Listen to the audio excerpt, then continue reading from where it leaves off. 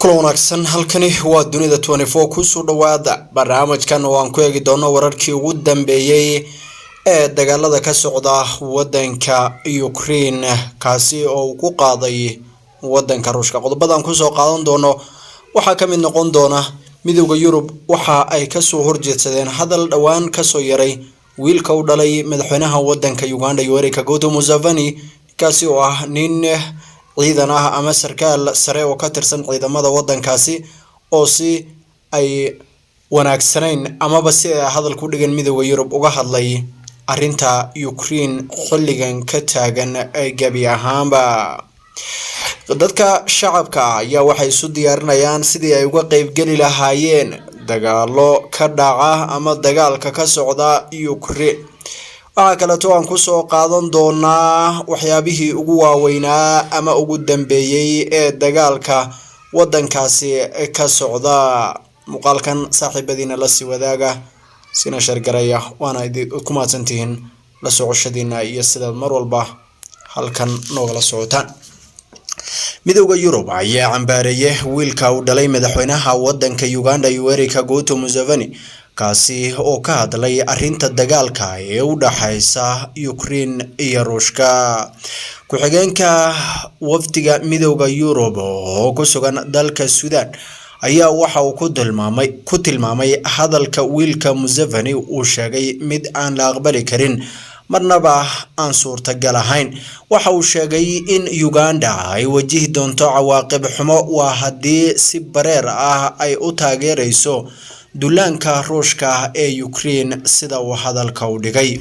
sareeya guud Muhoozi oo ah wiil u dhalay madaxweynaha Uganda Yoweri Kaguta Museveni ayaa bartiisa Twitter-ka waxa uu soo dhigay qoraal ah markii uu midowga Sovieti gantaaladiisa nuclear-ka geeyay Cuba 1962 reer galbeedku waxa ay diyaar u ahaayeen in ay dagaal lagu qaabto ama dagaal lagu hoobto ay halkaasi ku qaabsadaan hadda marka ay NATO samaysay arintaasi oo kale ma waxa Ruushka laga filayaa in uu si kale u xaliyo arintaas iyada generaalka uu hogaaminaya qayb ka tirsan ciidamada Uganda ayaa waxa uu tilmaamay in madaxweynaha Ruushka Vladimir Putin uu ku saxan yahay duulaanka isla markaana dadka intooda badan ee aan cadaanka ahayn ay taageersan yihiin duulaanka uu Ruushka ku qaaday wadanka Ukraine waxa uu sheegay in ay taageeri doonaan sina taageerayaan dad badanina ay taageersan yihiin taasi waxa ay ka caraysisay midowga Yurub iyo qaar ka mid ah wadamada caalamka qaar ka mid ah dadka shacabka ee ku nool wadamada Canada Mareykanka iyo qaar ka mid ah wadamada reer Yurub waxa lagu soo waramayaa inay isu diyaarinayaan ka qaybgalka dagaalka waxaana wadanka Ingiriiska lagu soo bandhigay xubno iibsanaya dharka ciidamada iyo diyaar garowgii ugu dambeeyay ee qalabka militariga si ay qayb uga noqdaan ama ay uga qayb qaataan dagaalka halkaasi ka socda ciidamada Ruushka ayaa lagu soo waramayaa in lagu arkayo fagaarooyinka magaalada Kharkiv Ruushka ayaa sheegay in ciidankiisu ay la wareegeen magaalada Kherson oo ku taala badda madow ee dalka Ukraine balse hogaamiyaasha maxalliga ayaa sheegay in ciidamada Ruushka ay ku hareeraysan yihiin magaalada balse aysan ilaa iyo hadda la wareegin muuqaal la soo dhigay barta bulshada ama baraha bulshada waxa uu muujinayaa militariga Ruushka oo ku sugan bartamaha magaalada qaar ka mid ah warbaahinta ayaa waxay sheegeen in ay si toos ah u xaqiijiyeen in arintaasi ay dhab tahay oo ciidamada Ruushku ay gudaha u galeen magaaladaasi Kherson arintan ayaa waxa ay noqon doontaa mid ka mid ah caqabadaha ugu waaweyn ee markale soo wajahay dagaalka halkaasi ka socda ciidamada wadanka Ukraine waxay sheegeen in tiro ciidamada Ruushka ah ay ku dileen muddadii uu dagaalku socday 7 maalmood ahayd militariga wadanka Ukraine waxay sheegeen in dagaalka ka socda wadankooda ay ku dileen 5840 kamid ah ciidamada Ruushka tan iyo markii uu bilowday duulaanka Ruushka sidoo kale waxay sheegeen in ay Ruushka ay ka qabsatay gantaalo isla markaana ay burburisay hub fara badan baabuurta gaashaaman ee dagaalka iyo 30 kamid ah diyaaradaha dagaalka. qaar ka mid ah wariyaasha ku sugan halkaasi ayaa waxa ay soo tabinayaan in arrintani aysan ilaa iyo hadda ahayn mid xaqiiqa balse ciidamada Ruushka laga cabsi qabo in ay ku jabeen dagaalka. wasiirka difaaca ee wadanka UK ayaa waxa uu isaguna sheegay in uu jab badan soo gaaray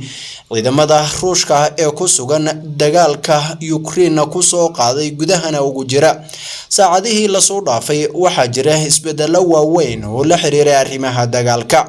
ilaa hadda waxyaabaha lagu og yahay dagaalka Ukraine ka socda shacabka reer Ukraine ayaa waxa ay ku soo waabaristeen dhawaqa qalabka ka diga duqeymaha Ruushka. waxaa duqeymo ka fuliyay magaalooyin dhaca waqooyiga koonfurta iyo bariga Ukraine. dhinaca waqooyi ee magaalada Kharkiv militariga Ukraine waxa uu sheegay in ciidamada dalaayadaha ku booda ay weerar ka geysteen halkaasi. waxaa jira warar sheegaya in gantaal lala beegsaday dhismaha saldhig booliis iyo jaamacad ku taala Kharkiv. ugu yaraan 21 qof ayaa lagu soo waramayaa in ay ku dhinteen duqeymaha halka ay ku dhaawacmeen 112 qof oo iyaguna lagu sheegay in ay ka qayb ka ahaayeen rayidka iyo sidoo kale xubno ku sugnaa goobaha la weeraray. Kharkiv waa caasimadda labaad ee Ukraine waxay 30 kiiloomitir u jirtaa xadka Ruushka waana magaalo ay u badan yihiin dadka ku hadla luqadda wadanka Ruushka. wasaaradda gaashaandhigga Ruushka waxay sheegtay in ciidamada Ruushka ay qabsadeen magaalada Kherson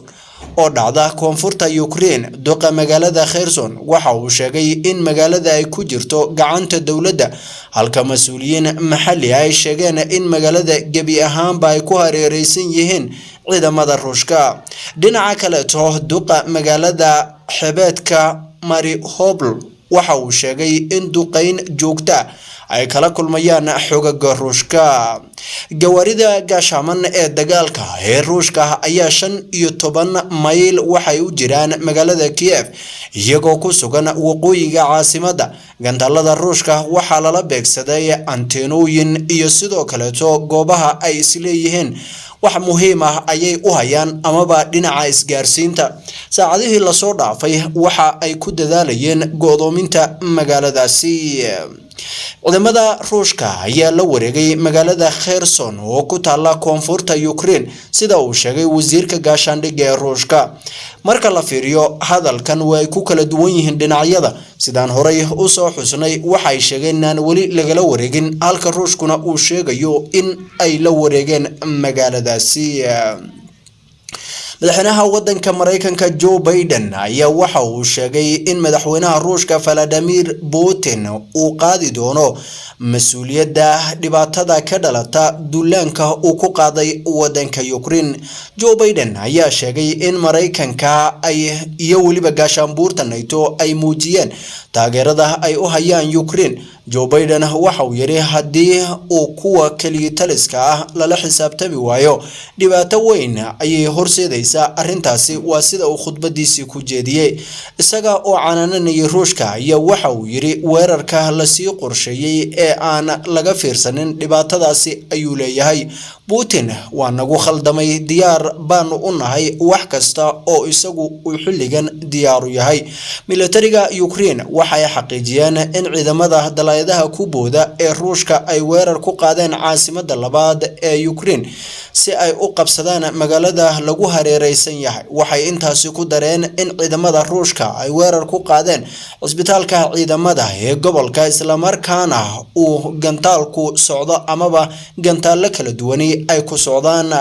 Kharkiv ayaa xudun u ahayd dagaalka ka socda Ukraine kadib duulaanka Ruushka. talaadadii gantaal ayaa ku dhacay xarunta dawladda hoose ee magaalada labaad ee ugu weyn Ukraine waxaana ka dhashay qarax weyn oo burburiyay baabuur iyo dhismayaal kala duwan oo goobta ka agdhawaa. Ruushka ayaa sidoo kale duqeymo ka geystay deegaano ay dadku ku badan yihiin oo ku yaala Kharkiv. madaxweynaha Ukraine Zelensky ayaa markii dambe weerarka ku tilmaamay dambi dagaal. ugu yaraan 17 qof ayaa lagu dilay magaalada Kharkiv talaadadii tobanaan kalena waa ay ku dhaawacmeen sida ay sheegeen saraakiisha ku hawlan gurmadka degdega ah ee wadanka Ukraine.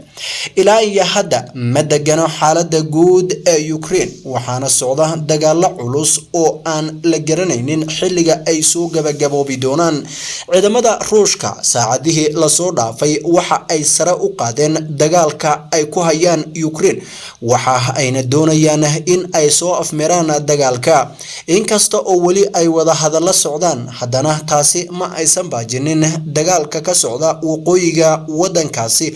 ama guud ahaan Ukraine. xaaladuna waxaad moodaa in ay marba marka ka dambaysa ka sii darayso marka la fiiriyo xiisada halkaasi ka taagan. magaalada Kharkiv, Kiev iyo sidoo kale magaalooyin kale ayay ku sii durkayaan ciidamada Ruushka waxaadna moodaa xilligan in ay xeeladahoodii ugu dambeeyay adeegsanayaan. waxaa soo xoogaysanaysa cabsida laga qabo in uu Ruushku isticmaalo hubka nuclearka kadib markii uu dagaalku sidii uu doonayay u soo gabagaboobi waayay amaba xilligii loogu talagalay uu ku soo dhamaan waayay. xiisada dagaalada ee waqooyiga aan idhaahdo guud ahaan wadankaasi ka socota